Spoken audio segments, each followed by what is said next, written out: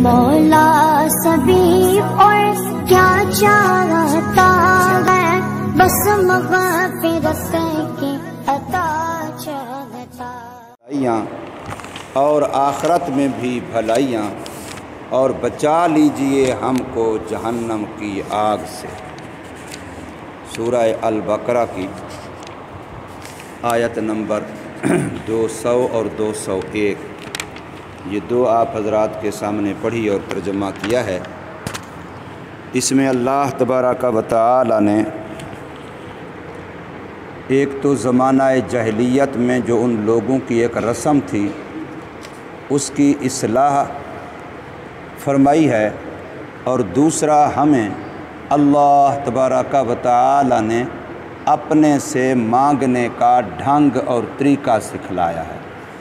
مانگنا تو ہم نے اللہ ہی سے ہے، دیتا سب کو اللہ ہی ہے۔ چاہے کوئی سمجھ رہا ہو کہ مجھے اللہ دے رہا ہے، چاہے کوئی سمجھ رہا ہو کہ مجھے کوئی اور دے رہا ہے، لیکن دینے والا سب کو صرف اور صرف اللہ ہی ہے۔ اللہ کے علاوہ کوئی داتا نہیں ہے، داتا صرف اور صرف اللہ ہی ہے۔ اس لیے بھلائی ملے گی تو اللہ ہی سے ملے گی، خیر ملے گی، نعمت ملے گی، اللہ ہی سے ملے گی۔ کسی نیک کام کی توفیق ملے گی تو اللہ ہی سے ملے گی۔ اگر کسی گناہ سے بچنا، شر سے بچنا، نقصان سے بچنا، برائی سے بچنا یہ نصیب ہوگا تو یہ بھی اللہ ہی سے ہوگا۔ تو اس لیے عرب کے لوگ زمانہ جاہلیت میں حج کے موقع پر چونکہ اکٹھے ہوتے تو سال کے بعد ایک موقع آتا تو ان لوگوں کے اندر تعلی تھی، تکبر تھا، خودی تھی، اپنے آپ پر ناز کرنا، اپنے کارناموں پر اترانا، اور پھر اپنے آباء و اجداد پر اترانا کہ تمہیں پتہ نہیں کہ ہم کن لوگوں کی اولاد ہیں، ہمارے آباء و اجداد کیسے تھے۔ تو حج کے موقع پر جب مختلف قبائل مختلف علاقوں کے اکٹھے ہوتے تو حج کا جو طریقہ تھا، حکم تھے، وہ پورا کر چکنے کے بعد پھر ان کے مشاعرے کی مجلسیں لگتی، پھر ان کی اکٹھے محفلیں لگتی، اس میں پھر وہ اپنے کمالات کا بیان کرتے کہ تمہیں پتہ نہیں میں کون ہوں، میرے آباء و اجداد کیسے تھے۔ پھر وہ اپنے بھی کمالات کا تذکرہ کرتے اور اپنے آباء و اجداد کے کمالات کا بھی تذکرہ کرتے۔ بعض چیزیں وہ ہوتی ہیں جو حقیقتاً کمال ہوتی ہیں، بھلائیاں ہوتی ہیں، اللہ نے نیکی اچھائی دی ہوتی ہے، اور بعض چیزیں فی نفس ہی کمالات ہوتی نہیں ہیں، لیکن بندہ اپنی بے وقوفی کی وجہ سے ان کو بھی اپنے لیے کمال اور خوبی سمجھ رہا ہوتا ہے، حالانکہ وہ خوبی نہیں ہوتی، وہ عیب ہوتا ہے۔ مثلا ایک بندہ بڑی ڈکیتی مار لیتا ہے، اب بڑی ڈکیتی مار کے اس پر اتراتا ہے کہ تمہیں پتہ نہیں میں نے فلاں جگہ پر ایسے ایسے ڈکیتی ماری۔ اب یہ تو عیب ہے، لیکن اس عیب کو بھی وہ اپنے لیے کیا سمجھتا ہے؟ خوبی سمجھتا ہے۔ کسی بڑے بندے کو قتل کر دیا، کسی بڑے بندے کے گھر سے چوری کر لی، کسی بڑے بندے کا کوئی اور مسئلہ بنا لیا، تمہیں پتہ نہیں میں نے یہ کیا، میں نے وہ کیا۔ اب وہ چیزیں جو عیب ہیں، دنیا میں بھی بدنامی کا سبب ہیں، آخرت کے اندر بھی عذاب اور سزا کا سبب ہیں، ان پر بھی وہ اتراتے تھے، چونکہ ان کو شریعت تو ملی نہیں تھی، شریعت کا تو پتہ نہیں تھا، اللہ کے قانون اور نظام زندگی کا تو پتہ نہیں تھا، اپنا بنایا ہوا طریقہ تھا، جو ان کے ذہن میں آتا تو ان کے لیے جو حقیقتاً عیب تھا وہ بھی ان کے لیے خوبی تھی، اس پر بھی وہ اتراتے تھے۔ تو یوں گویا محفلیں لگاتے، مجلسیں لگاتے، مشاعرے کرتے، اور ان کے اندر یہ جو زبان دانی ہے، جس کو ہم فصاحت کہیں، بلاغت کہیں، زبان کے لحاظ سے وہ بڑے کمال کے لوگ تھے۔ اور اللہ کا قانون یہی ہے کہ جس علاقے میں، جس قوم میں جو چیز بڑے کمال کو پہنچی ہوتی ہے اس پر وہ اترا رہے ہوتے ہیں، فخر کر رہے ہوتے ہیں۔ اللہ اپنا نبی جو اس علاقے میں بھیجتا ہے اس کو وہی معجزہ دیتا ہے۔ عیسیٰ علیہ السلام کے زمانے میں حکمت بڑی زور پر تھی، حکیموں کو بڑا ناز تھا اپنی حکمت پر کہ گویا ہم ہر چیز کا علاج کر لیتے ہیں۔ تو اللہ نے عیسیٰ علیہ السلام کو معجزات کیسے دیے کہ مادر زاد نبینے کی آنکھوں پر ہاتھ پھیرتے ہیں اور کہتے ہیں کہ اللہ کے حکم سے بینا ہو جا، تو وہ بینا ہو جاتا ہے۔ مادر زاد نبینا، جب پیدا ہی اندھا ہوا ہے لیکن وہ بینا ہو جاتا ہے۔ اسی طریقے سے لا علاج بیماریاں تھیں، کوڑ کی بیماری، وہ جسم پر ہاتھ پھیرتے ہیں اللہ کے حکم سے ٹھیک ہو جا، وہ ٹھیک ہو جاتا ہے۔ بندہ مر گیا، قبر میں دفنا دیا، اب قبر میں کھڑے ہو کے عیسیٰ علیہ السلام کہتے ہیں قم بِإِذْنِ اللہ، اللہ کے حکم سے اٹھ کھڑا ہو، تو وہ زندہ ہو جاتا، اٹھ کھڑا ہوتا۔ اللہ نے عیسیٰ علیہ السلام کو ایسا معجزات دیے کہ حکیموں کی ایسی تیسی کر دی کہ تمہاری حکمت یہ کر سکتی ہے۔ موسیٰ علیہ السلام کے زمانے میں جادو کو بڑا عروج تھا، جادوگروں کو اپنے جادو پر بڑا ناز تھا، تو اللہ نے موسیٰ علیہ السلام کو وہ معجزات دیے عصائے موسوی کہ سارے جادوگروں کی بولتی بند کر کے رکھ دی۔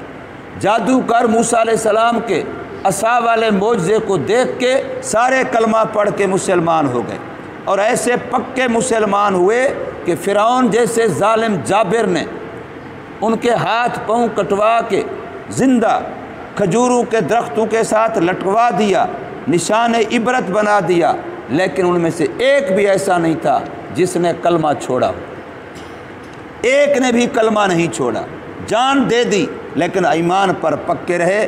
تو یوں گویا موسیٰ علیہ السلام نے ان کے جادو کی بولتی بند کی کہ وہ جادوگر مان گئے کہ ہمارا جادو اس کے مقابلے میں کچھ نہیں۔ محمد صلی اللہ علیہ وسلم کے زمانے میں عرب کو اپنی زبان پر ناز تھا، وہ اپنے آپ کو عربی کہتے ہیں، عربی کا معنی ہی ظاہر کرنا ہے کہ ہم ہیں جو اپنے دل کی بات، اپنے باطن کی بات ظاہر کر سکتے ہیں اپنی زبان سے، باقی ساری دنیا کو وہ عجمی کہتے۔ عجم کا معنی گونگا، بے زبان ہے۔ آج بھی جو جانور ہیں بے زبان جن کو ہم کہتے ہیں، ان کو عربی میں عجما کہتے ہیں، عجما یعنی بے زبان جانور۔ تو عجمی کہتے عربی تھا ساری دنیا کو کہ ساری دنیا تو گونگی ہے، بے زبان ہے، ہم ہی ہیں جو زبان کو جانتے ہیں۔ اپنے اونٹوں کی 100 پشتوں پر قصیدے بنائے ہوتے کہ یہ فلاں اونٹنی کا بچہ ہے، وہ فلاں کا بچہ تھی، وہ فلاں کا بچہ تھی، 100 نسلیں اونٹوں کی ان کو یاد تھیں اور اس پر قصیدے بنائے ہوتے تھے اپنے آباء و اجداد کے کمالات پر۔ ایک انسان کے صرف دانتوں پر پورا قصیدہ بنا دیا، ایک کی صرف آنکھوں پر پورا قصیدہ بنا دیا۔ ہم مدرسوں میں پڑھاتے ہیں، متنبی نامی ایک کتاب ہے، وہ اتنی فوش گویاں اس کے اندر پتہ نہیں کیا کچھ قصیدے ہیں، لیکن ان کو اپنی زبان پر ناز تھا۔ تو محمد صلی اللہ علیہ وسلم کو اللہ نے قرآن دے کر کے ان کی زبان والا ناز کو ایسا مٹایا کہ فرمایا یہ تو 114 صورتیں ہیں، تم اس کی چھوٹی سی چھوٹی سورت جیسا کوئی کلام بنا کے لے۔ اب وہ جن کو اپنی کلام پر ناز تھا وہ سارے کے سارے ہار مان گئے کہ ہم قرآن جیسا کلام نہیں بنا سکتے۔ اللہ نے قرآن مجید کے اندر 29 صورتوں کے شروع میں حروف مقطعات رکھے ہیں، الف لام میم، الف لام را، الف لام میم را، الف لام میم صاد، مختلف 29 صورتیں ہیں جن کے شروع میں یہ حروف مقطعات رکھے ہیں۔ اب عربی ایسے عاجز ہوئے کہ نہ تو ان حرفوں کا معنی آتا ہے، نہ ان حرفوں کی مراد آتی ہے، نہ ان کی تفسیر آتی ہے، نہ ان کی تعویل آتی ہے، ان کا کوئی مطلب سمجھ نہیں آتا اللہ فرما کیا رہا ہے۔ ایسے ششدر ہوئے کہ اس کلام کے مقابلے میں کوئی کلام نہیں، لاز فاتو بسورۃ ان کنتم صادقین، اگر سچے ہو تو قرآن جیسی ایک صورت لے کے آؤ۔ تو ان کی زبان والا ناز توڑ کے رکھ دیا، اس کو خاک میں ملا دیا۔ تو اب وہ لوگ اس طرح سے محفلیں جماتے اور ان میں اپنے کمالات اور اپنے آباء و اجداد کے کمالات کے تذکرے کرتے۔ تو اللہ نے فرمایا مسلمانوں تم ان کی جگہ پر اپنے رب کا تذکرہ کیا کرو۔ اگر تمہیں حج کے موقع پر موقع ملے، اکٹھ ہو جائے، دنیا سے لوگ اکٹھے ہوتے ہیں، حج کے موقع پر لاکھوں کا مجمع ہوتا ہے، مینا میں بھی، مزدلفہ میں بھی، عرفات میں بھی، بیت اللہ میں بھی، تو تمہارا کام یہ ہے کہ جیسے وہ لوگ اپنے آباء و اجداد کا تذکرہ کرتے تھے تم اپنے رب کا تذکرہ کرو۔ بلکہ ان سے زیادہ او اشد ذکرہ، ان کے تذکرے سے بھی زیادہ تذکرہ کرو اپنے اللہ کا، اس لیے کہ ان کے آباء و اجداد سب مرنے والے، سب مٹنے والے، سب خاک کے پتلے، سب خاک ہو جانے والے۔ میرا رب تو حی و قیوم ہے، میرا رب تو زندہ جاوید ہے، میرے رب کو نہ نیند آتی ہے نہ اونگ آتی ہے، کھانے سے پاک، پینے سے پاک، ہر چیز پر قدرت والا، لہٰذا اس رب کا تذکرہ کرو۔ تو فرمایا فَإِذَا قَضَيْتُمْ، پھر جب پورا کر چکو تم مناسککم، اپنے حج کے احکامات کو، فَاذْكُرُوا اللَّهَ، اللہ کو یاد کرو، اللہ کا تذکرہ کرو۔ قرآن مجید نے جتنا اللہ کے ذکر کا ہمیں کہا ہے اتنا کسی بھی اور کام کا نہیں کہا ہے، سب سے زیادہ اللہ نے ذکر کا کہا ہے، اور ذکر کے ساتھ لفظ کثیر بولا ہے، اذکروا اللہ ذکرا کثیرا۔ نماز بھی کثرت سے پڑھنے کا نہیں کہا، تلاوت کثرت سے کرنے کا نہیں کہا، روزہ کثرت سے رکھنے کا نہیں کہا۔ کثرت اگر اللہ نے فرمائی ہے تو اپنے یاد کے ساتھ فرمائی ہے کہ اللہ کو یاد کرو، اور کتنا کرو؟ کثیرہ، کثرت سے یاد کرو۔ اور ہمارے حضرت فرماتے تھے کثرت کا معنی تو یہ ہے کہ 24 گھنٹوں میں سے 24 گھنٹے ہی اللہ کو یاد کیا جائے، نہیں تو کم از کم آخری یہ ہے کہ 12 گھنٹے سے زیادہ اللہ کو یاد کہ تب کثرت بنے گی۔ اگر آدھا ہوا، آدھے سے کم ہوا، پھر کثرت تو نہ ہوئی، کثرت تو آدھے سے زیادہ کو کہے گے۔ رات دن کے 24 گھنٹے ہیں، ان میں سے 12 گھنٹے آدھے بنتے ہیں، اب آدھے سے زیادہ وقت جو بندہ اللہ کو یاد کرتا ہے وہ کثرت سے یاد کرنے والا ہے۔ حضرت امی عائشہ رضی اللہ تعالی عنہ فرماتی ہیں کان النبی صلی اللہ علیہ وسلم یذکر اللہ علی کل حین، محمد کریم صلی اللہ علیہ وسلم اللہ کو ہر وقت یاد کیا کرتے ہیں۔ کل حین کا لفظ ہے، ہر وقت، ایک لحظہ بھی ایسا نہ گزرے کہ اللہ کی یاد نہ ہو، اور وہ تب ہو سکتا ہے کہ جب آپ اللہ کی یاد اپنے دل کو سکھلا دیں، اپنے دل پر چند دن محنت کر لیں، اپنے دل کو اللہ کی یاد سکھلا دیں، پھر یہ دل آٹومیٹک چل رہا ہے، اس کی پمپنگ بند ہوگی تو بندے کی ڈیتھ ہے، موت ہے۔ جب تک زندہ ہے چاہے بے ہوش پڑا ہے تب بھی اس کی پمپنگ چل رہی ہے۔ اب یہ جب تک چل رہا ہوگا، یہ خون کی پمپنگ کر رہا ہوگا، یہ اللہ اللہ اللہ اللہ کر رہا ہوگا، اس کی ہر حرکت جو ہو رہی ہوگی یہ اللہ اللہ سے ہو رہی ہوگی، لیکن ہائے ایسے کہ اس کو سکھلایا جائے، اس کو عادی بنایا جائے، اس پر محنت کی جائے۔ اور خانقاہوں میں اللہ والے بزرگ اسی چیز کی محنت کراتے ہیں کہ دل کو اللہ کی یاد سکھلا دو۔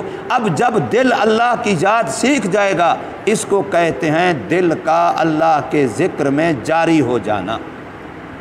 ذکر اللہ کی یاد میں جاری ہو جائے گا، دل اللہ کی یاد میں، اللہ کے ذکر میں جاری ہو جائے گا۔ اب تم سو رہے ہوگے، دل اپنا کام کر رہا ہوگا، تم بیت الخلاء میں ہوگے، دل اپنا کام کر رہا ہوگا، تم کھانا پینا کر رہے ہوگے، دل اپنا کام کر رہا ہوگا، تم دوستوں کے ساتھ گپ شپ لگا رہے ہوگے، دل اپنا کام کر رہا ہوگا۔ قریب زمانے کے ہیں ہمارے مفتی حسن صاحب جو جامعہ اشرفیہ لاہور کے اندر ہے، اس مدرسے کے جو بانی ہیں، پاکستان تقسیم کے وقت انڈیا سے ہجرت کر کے یہاں تشریف لائے لاہور میں، ان کی ٹانگ کاٹنی پڑی، آپریشن کرنا پڑا، ٹانگ کاٹنی تھی، ڈاکٹر نشہ دینے لگا، فرمایا نشے کی ضرورت نہیں ہے، میں اللہ کا ذکر شروع کرتا ہوں، تم اپنا کام کرو۔ اللہ کی طرف متوجہ ہو گئے، بغیر نشہ دیے ڈاکٹر نے ٹانگ کاٹی۔ بعد میں ڈاکٹر نے بتایا کہ حضرت کام ہو گیا ہے، حضرت اللہ کے ذکر میں یوں مشغول تھے۔ قریب زمانے کی بات ہے۔ حضرت علی رضی اللہ عنہ کے بارے میں مشہور ہے کہ تیر لگا ہے، ٹانگ کے اندر پیوست ہو گیا ہے، اب کھینچتے ہیں نکلتا نہیں ہے۔ حضرت علی نے فرمایا میں نماز شروع کرتا ہوں، تم تیر کھینچ لینا۔ نماز شروع کی، انہوں نے پاؤں رکھ کے دونوں ہاتھوں سے زور لگا کے تیر کھینچ لیا، اس کو پتہ ہی نہیں ہے۔ یہ ہے اللہ کے ذکر میں دل کا جاری ہو جانا، اللہ کے ساتھ دوستی لگ جانا۔ اس لیے میں کہتا ہوں رب سے ایسی دوستی لگاؤ کہ جیسے کوئی تمہارا جگری دوست ہوتا ہے، دلی دوست ہوتا ہے، کوئی بھی مسئلہ ہو فوراً اس سے مشاورت کرتے ہو، اس سے ڈسکس کرتے ہو، اس کو بتاتے ہو۔ تو اپنے رب کو دوست بناؤ، کوئی بھی مسئلہ ہو اکیلے میں بیٹھ کے اپنے رب سے باتیں کرو۔ اپنے رب کو اپنے مسئلے سناؤ، اپنے رب کو اپنے معاملات بتاؤ کہ میرے اللہ میرا یہ مسئلہ ہے، رب سے بڑا اور کون ہے؟ اللہ تو بار بار قرآن میں کہتا ہے کہ اللہ مومنوں کا دوست ہے، اللہ مومنوں کا سرپرست ہے، یہ قرآن مجید کے اندر ہے، اللہ مومنوں کا دوست ہے، اللہ مومنوں کا سرپرست ہے۔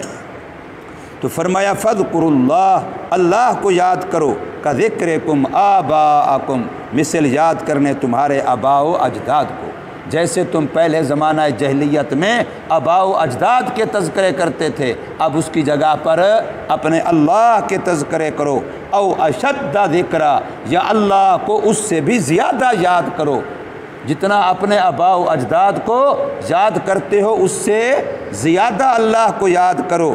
فمن الناس، پس بعض لوگ وہ ہیں جو کہتے ہیں ربنا آتنا فی الدنیا، یہاں غور کرنے کی بات ہے، قرآن مجید کا فہم حاصل ہونا چاہیے، قرآن کا ایک ذوق بنانا چاہیے، ایسا نہ ہو کہ جیسے دیواروں کو آواز آتی ہے بس ہمیں بھی آواز آ رہی ہو۔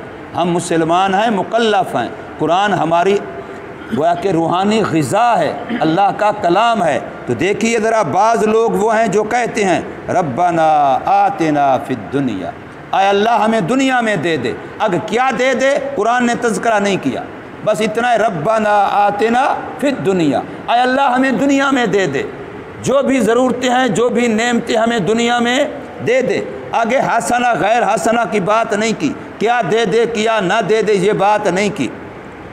تو بعض لوگ وہ ہیں جو ایسے دنیا مانگتے ہیں، تو فرمایا جو یوں دنیا کے طالب بنتے ہیں، جو یوں دنیا مانگتے ہیں بس ہمیں دنیا میں سب کچھ دے دے، تو ان کے لیے فیصلہ یہ ہے وَمَا لَهُ فِي الْآخِرَةِ مِنْ خَلَاقٍ، ان کا آخرت کی نعمتوں میں کوئی حصہ نہیں ہوگا۔ یہ قرآن مجید کہہ رہا ہے وَمَا لَهُ، نہیں ہے اس کے لیے آخرت میں کوئی حصہ، بس ہمیں مکان بھی سارا یہاں دے دے، لباس بھی یہاں دے دے، خوراک بھی یہاں دے دے، سواریاں بھی یہاں دے دے، فلاں بھی یہاں دے دے، عہدہ مرتبہ عزت بھی ہمیں یہاں دے دے، بس یہ مل جائے وہ مل جائے، بھئی یہاں میری مکان میری ضرورت ہے، وہاں والا مکان میرا مقصد ہے، یہاں والا لباس میری ضرورت ہے، وہاں کا لباس میرا مقصد ہے، یہاں کا کھانا پینا میری ضرورت ہے، وہاں کا کھانا پینا میرا مقصد ہے، یہاں کی سواری میری ضرورت ہے، وہاں کی سواری میرا مقصد ہے، یہاں کا عہدہ منصب عزت میری ضرورت ہے، اور وہاں والی میرا مقصد ہے۔ تو مقصد کو اصل نگاہ میں رکھنا چاہیے، ضرورتیں تو جس حال میں بھی ہوں پوری ہوتی رہتی ہیں۔ اور فرمایا دوسرے نمبر کے بعض وہ ہیں وَمِنْهُمْ مَنْ يَقُولُ، اور بعض وہ ہیں جو کہتے ہیں ربنا آتنا فی الدنیا حسنہ، اے اللہ ہمیں دنیا دے پر اچھی دینا۔ اب اچھی جب رب سے مانگو گے تو رب وہ نہیں دے گا جو تمہیں اچھی لگے، بلکہ رب وہ دے گا جو رب کے ہاں اچھی ہوگی۔ مکان بھی دے گا تمہیں جو رب کو اچھا لگے گا، لباس بھی دے گا تمہیں جو رب کو اچھا لگے گا، سواری تمہیں دے گا جو رب کو اچھی لگے گی، تو وہ مانگو جو میرے رب کے ہاں ہمارے لیے اچھی ہو۔ تو فرمایا بعض وہ لوگ ہیں جو کہتے ہیں ربنا آتنا فی الدنیا حسنہ، اے اللہ ہمیں دنیا میں بھی بھلائی عطا فرما، وفی الآخرۃ حسنہ، اور آخرت میں بھی بھلائی عطا فرما۔ دیکھیں دنیا کی حسنہ پہلے مانگی ہے، آخرت کی حسنہ بعد میں مانگی ہے۔ دنیا میں اگر انسان کو اللہ کی نعمتیں ہوں اور ہوں حلال کی، ہوں جائز کی، تو اب انسان بڑے اطمینان کے ساتھ اللہ کی عبادت کرتا ہے، اللہ کے دین کا کام کرتا ہے۔ اگر ایک بیچارے کو دہاڑی کی پڑی ہوئی ہے تو وہ تبلیغ میں وقت کیسے لگائے گا، وہ دین کیسے سیکھے گا؟ اس کو تو صبح و شام بچوں کے لالے پڑے ہوئے ہیں۔ اس لیے اللہ تعالیٰ سے دنیا مانگیں، لیکن وہ مانگیں جو دین کے کام کے لیے معاون بنے، جو دین کے کام میں ہمیں سکون و سہولت کا ذریعہ بنے۔ ایسی دنیا نہ ہو کہ جس دنیا کی وجہ سے دین چھوڑنا پڑے۔ تو فرمایا اور ساتھ یہ مانگتے ہیں وَقِنَا عَذَابَ النَّارِ، ہمیں جہنم کے عذاب سے بچا۔ نبی پاک صلی اللہ علیہ وسلم فرمایا کہ یہ دعا جامع دعاؤں میں سے ہے، کثرت سے یہ دعا مانگا کرو۔ اور خصوصاً حضور صلی اللہ علیہ وسلم نے حج عمرے والوں کو، نفلی طواف والوں کو طواف کے دوران اسی دعا کی تعلیم دی ہے کہ طواف کرتے ہوئے کعبۃ اللہ کا اس دعا کو کثرت سے پڑھا جائے، ربنا آتنا فی الدنیا حسنہ وفی الآخرۃ حسنہ وقنا عذاب النار۔ اللہ تبارک و تعالی سمجھ نصیب فرمائے، عمل کی توفیق۔